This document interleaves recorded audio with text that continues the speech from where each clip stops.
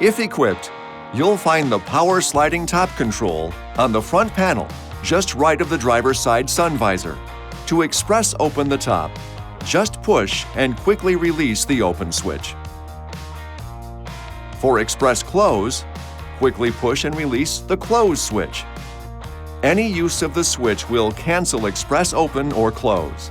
Push and hold the open switch to open the top manually, then release it to stop it at any position. The close switch works the same way. If the power top detects any obstruction in its path during express close, it will cancel the operation.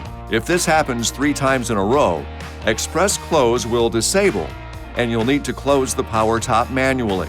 Please note, the power top will not open in temperatures below -4 degrees Fahrenheit or -20 degrees Celsius and will not operate at speeds above 60 miles per hour or 96 kilometers per hour. This video is not intended to take the place of your owner's manual. For complete details and other important safety information, please see your owner's information.